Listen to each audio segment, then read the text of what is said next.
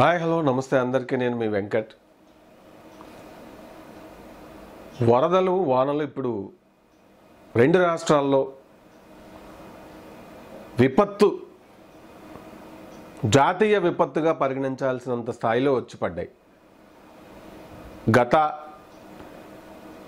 200 సంవత్సరాలలో కూడా ఇంత పెద్ద వరదలు పడలేదని చెప్పి విజయవాడకు సంబంధించి ఆ జిల్లా కలెక్టర్ గారు చెప్పడం కూడా మనం చూసాం. తెలంగాణలో చూస్తే గతంలో ఎప్పుడూ లేనంతగా, ముఖ్యంగా ఈ దక్షిణ తెలంగాణలో ఖమ్మం జిల్లా కావచ్చు, ఉమ్మడి ఖమ్మం జిల్లా అండ్ వరంగల్ బాగా వర్షపాతం బాగా రావడంతో నగరాలు మునిగిపోయినాయి. ముఖ్యంగా ఖమ్మం జిల్లాలో మున్నేరువాగు పరిసర ప్రాంతాలంతా కూడా చాలా తీవ్రంగా ఇదైపోయినాయి. అట్లాగే విజయవాడ బుడమేరు ప్రాంతం అంతా కూడా చాలా విషాదమైనటువంటి పరిస్థితి ఇప్పుడు వాస్తవంగా కనబడుతుంది. దీని వెనక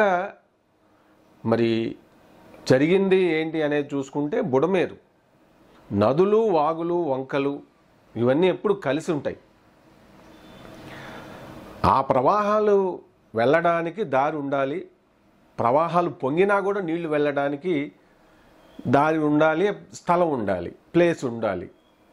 వాటిని కబ్జా చేసుకుని ఇళ్ళు నిర్మించుకుని, లేదా కొంతమంది కబ్జాలు చేసి అక్కడ నిర్మించి రియల్ ఎస్టేట్ వ్యాపారాలు చేసి ప్రజలకి, అమాయకులకి అంటగట్టేసి అమ్ముకొని వాళ్ళు చేతులు దుడుపుకొని వెళ్ళిపోయి ఉంటారు.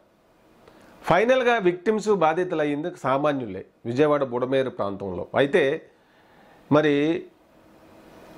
శవాల మీద మర్మరాలు ఏరుకున్న చందంగా కూడా కొంతమంది రాజకీయ పార్టీలకు సంబంధించిన వాళ్ళు మాట్లాడుతూ ఉన్నారు. కూటమిలో ఉన్నవాళ్ళు, ప్రభుత్వంలో అధికారంలో ఉన్నవాళ్ళు వాళ్ళు కష్టపడి ఆ విపత్తుని నియంత్రించడానికి, బాధితులకి సహాయ సహకారాలు అందించడానికి వాళ్ళ వంతుగా చేస్తున్న పరిస్థితి మనం చూస్తూ ఉన్నాం. ప్రజలు కూడా చూస్తున్నారు. విజయవాడ చరిత్రలో గత 3 దశాబ్దాలలో కని విని ఎరగనంతగా ఈ బుడమేరు పొంగడం, ఆ చుట్టూ ఉన్నటువంటి ఇండ్లన్నీ కూడా చిన్నకారు వాళ్ళవే కావడం, వాళ్ళంతా కూడా ఇప్పుడు నిర్వాసితులైపోయారు. చాలా వేదనాభరితమైనటువంటి పరిస్థితి ఉంటే ఇప్పుడు మాజీ ముఖ్యమంత్రి, వైసీపీ పార్టీ అధినేత జగన్ గారు ఆయన ఏం మాట్లాడుతుందనేది చూసినట్లయితే ప్రజలు నెవరిపోతూ ఉన్నారు. ఏపీ ప్రజలు, ముఖ్యంగా విజయవాడ ప్రజలైతే ఒకవైపు మునిగిపోయి అంత బాధలతో ఉంటే, ఏదన్నా సహాయ సహకారాలు అందించి కొంత ప్రజలకి వరద బాధితులకి విరాళాలు ప్రకటించి పార్టీ వాళ్ళకి క్యాడర్ని యాక్టివేట్ చేసి ప్రత్యక్షంగా గ్రౌండ్లోకి దిగి అధికార ప్రభుత్వంతో పాటు, అధికార యంత్రాంగంతో పాటు ఈ పరిస్థితిని చక్కదిద్ది బాధితులకి కొంత ఉపశమనం కలిగించాల్సినటువంటి విషయాన్ని మర్చిపోయి హాయిగా ట్విట్టర్ ద్వారా ఆయన ఇది చేస్తూ ఉన్నారు. బుడమేరు మునగడానికి చంద్రబాబే కారణం, తెలుగుదేశం పార్టీయే కారణం, తెలుగుదేశం పార్టీకి సపోర్ట్ చేసే మీడియా కారణం అనేది ఆయన సారాంశం మొన్న ఎక్స్లో పెట్టినటువంటి పోస్ట్. మొన్న అవగాహన లేకుండా ప్రెస్ మీట్లో మాట్లాడటం, దానికి తోడుగా ఆయన చెల్లెలు, జగనన్న గారి చెల్లెలు రోజమ్మ గారు కూడా ఏం మాట్లాడుతుందో చూసాం. ప్రజలు ఘోరంగా ఓడగొట్టి పక్కన పెట్టి మీరు అసలు రాజకీయాలకు పనికిరారని చెప్పినా కూడా అదేం పట్టించుకోవట్లేదు. ప్రజలే అమాయకులు, మూర్ఖులు, మేము చాలా చేశాము అయినా కూడా మమ్మల్ని ఓడగొట్టారంటూ కింద పడ్డా కూడా మాదే పై చేయి అనే చందంగా మాట్లాడతాన్ని మనం చూస్తూ ఉన్నాం. వైసీపీకి సంబంధించి 2-3 మాట్లాడుతూ ఉన్నారు. మిగిలిన వాళ్ళు మాట్లాడితే పరుగు పోద్ది. ఎందుకంటే అధినేత తప్పించుకొని ఎటు దేశం విడిసి వెళ్ళిపోదామా, ఇప్పుడు ఆయన నిరంతరం భయంతో బతుకుతున్నటువంటి పరిస్థితి మనకు కనపడతా ఉంది. ఎందుకంటే ప్రపంచంలో ఎవరికి లేనంత సెక్యూరిటీ పెట్టుకున్నాడు. అంత సెక్యూరిటీని మెయింటైన్ చేయడానికి డబ్బులు ఎక్కడి నుంచి వస్తున్నాయి? సరే, ఆయనకి ఉన్నాయి కొద్దిపాటి వ్యాపారాలే కదా, ఇదంతా ఒక ఎత్తు. అదే ఇప్పుడు ₹1 ప్రకటించిండా? అదేమీ లేదు. క్యాడర్ ఉంది పార్టీకి, 1 కోటి దాకా ఓట్లు పడ్డాయి కదా, మనం ముందు రాజకీయాల తర్వాత చూసుకోవచ్చు.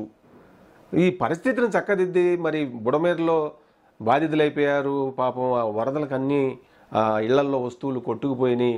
ఎక్కువ ఆటోమొబైల్ ఫీల్డ్లో బతికే కుటుంబాలు ఎక్కువ ఉన్నాయి. కార్లు, ఆటోలు, క్యాబులు, ఇట్లా వాళ్ళు అవన్నీ మునిగిపోవడం వల్ల, నీళ్లు పోవడం వల్ల ఇప్పుడు అవి స్టార్ట్ అవ్వట్లేదు. రిపేర్ చేయించుకోవాలంటే డబ్బులు, తినే సామాగ్రి వండుకోవటానికి కూడా ఏమి లేవు. బురద చేరింది ఇళ్లల్లోకి, డ్రైనేజ్ సమస్య, అవన్నీ మనకి చూస్తుంటే చాలా వేదన కలుగుతుంది. ఆ స్థానంలో మనం ఉంటే మన పరిస్థితి ఏంటి అనేది తలుచుకుంటే ఒళ్ళు జలధరిస్తూ ఉంది. ఈయనేం ప్యాలెస్లు కట్టుకున్నాడు కాబట్టి ఈయనకు అదేం ఉండదు. ఎందుకంటే ఆయన ప్రజల సమస్యను ఎప్పుడు ఇదిగా ఫీల్ అయ్యే రకం కాదనేది ఆయన మాటల్లోనే చెప్తుంటాడు. ఎందుకంటే గ్రౌండ్లోకి ఎప్పుడు రాడు. ఒకవేళ ఇప్పుడు అధికారంలో ఉంటుంటే ఆ విజయవాడ బుడమేర అంతా హెలికాప్టర్లో తిరిగి ఉండేవాడు. మొన్న ఏదో వచ్చి దిగి ఒక దగ్గర నిలబడి ప్రెస్ మీట్ కోసం వచ్చినట్టుగా అర్థమవుతుంది. మరి ఇప్పుడు బ్రహ్మాజీ గారు ట్వీట్ చేశారు. సరే, ఇప్పుడు అదే అకౌంట్ నాది కాదు, హ్యాక్ అయిందని చెప్పి అంటా ఉన్నారు. కానీ దాని సారాంశం చూస్తే, అన్నా జగన్ అన్న, మరి నువ్వు కూడా రా, మనం అందరం కలిసి చేద్దాము, కేడర్ ఒక 1000 మందిని తీసుకొని రా, ఒక 1000 కోట్లు ప్రకటించు. మరి ఒక 4000 5000 కోట్లు ప్రకటించకూడదు ఆయన? ఇప్పుడు ఆయన దగ్గర డబ్బులు లేవా? ఏపీ ప్రజలు సొమ్ము తినలేదా జగన్ గారు?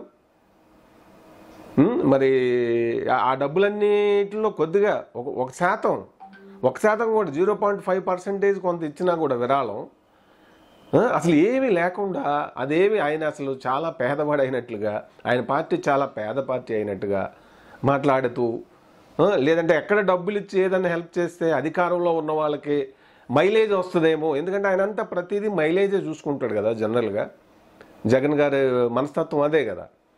గ్రౌండ్లో దిగి చేయలేడు, ఎటువైపు నుంచి ఏ అటాక్ జరిగిద్దో అనే నిరంతర భయం ఆయన్ని వెంటాడుతుందేమో అని చెప్పి అది అనిపిస్తుంటుంది.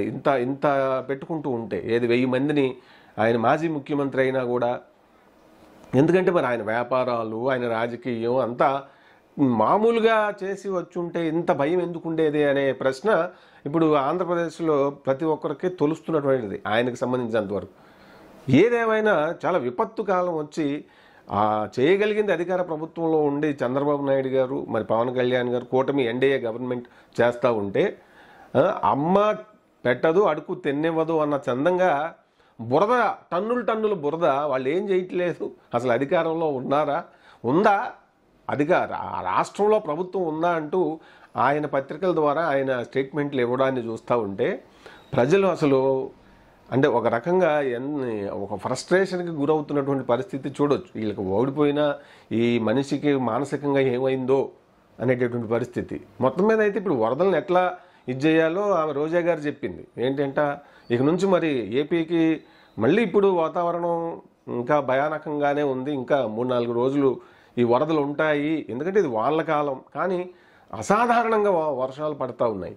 వాతావరణ శాఖ భారీ నుంచి అతి భారీ వర్షాలు అంటాయి అని చెప్తా ఉన్నారు తప్ప ఇన్ని సెంటీమీటర్లు పడుతుందని చెప్పి వాళ్ళు ఉజ్జాయింపుగా చెప్పే పరిస్థితి అయితే ఉండదు కదా. అంత యాక్యురసీ మనకి ఇంకా మన ఎన్విరాన్మెంటల్ ఇదికి సంబంధించి ఇంకా డెవలప్ కాలేదు కదా. మరి వీళ్ళు చెప్తా ఉన్నారు. అంటే వాతావరణ శాఖ హెచ్చరించినా చంద్రబాబు నాయుడు ప్రభుత్వం ఏమి చర్యలు తీసుకోలేదట. రోజా గారు చెప్పేటువంటి మాటలు. మరి ఆమె ఏమో ఇప్పుడు ఆడుదాం ఆంధ్రాతో 100 కోట్లకు పైగా మింగేశారని చెప్పి ఆరోపణలు ఎదుర్కొంటున్నాయి. కనీసం అందులో ఒక 50 కోట్లన్నా మరి విజయవాడ బుడమేరు ప్రజలకి డొనేట్ చేయొచ్చు కదా. లేదంటే రంగంలో దిగి మరి కొంత చేయొచ్చు కదా, తప్పే ఉంది. అక్కడే నగరంలోనే ఉండాలా? మినిస్టర్గా చేసిరు కదా మీరు. ఎక్స్ మినిస్టర్ హోదా పెట్టుకొని తిరుపతికి వెళ్ళి అక్కడ ఆడ హల్చల్ చేయటం అయితే తెలుసు. కానీ మరి ఇక్కడ ఏదో మళ్ళీ ఒక రూమ్లో కూర్చొని బ్యాక్గ్రౌండ్లో ఈ పుస్తకాలు ఉన్నట్టు ఏమైతే తెగ చదివేసినట్టుగా కూర్చొని మంచిగా అసలు మాట్లాడుతుంటే జనాలకు పిచ్చి లేస్తుంది. ఇద్దరు అన్నా చెల్లెలు, అంటే జగన్ గారి చెల్లి అనేటువంటి రోజా, ఇద్దరు ఏపీ ప్రజలకి ఇటువంటి వాళ్ళు కష్టకాలంలో ఉంటే ఎగతాళి చేస్తూ ఈ విధంగా మాట్లాడుతూ ఉన్నారు. సో కాబట్టి అయితే మొత్తం మీద ఇక నుంచి వరదలు ఏమన్నా వస్తే వాతావరణ డిపార్ట్మెంట్ కాదు, జగన్ గారు అండ్ రోజా గారు చెప్పే సలహాలు తీసుకుంటే కూటమి ప్రభుత్వం, చంద్రబాబు నాయుడు గారి ప్రభుత్వం, పవన్ కళ్యాణ్ గారు వీళ్ళు వరదలను అరికట్టొచ్చేమో. మరి ఆ విధంగా ఆలోచించాలయా మీరు, ముఖ్యమంత్రి గారు, ఉప ముఖ్యమంత్రి గారు.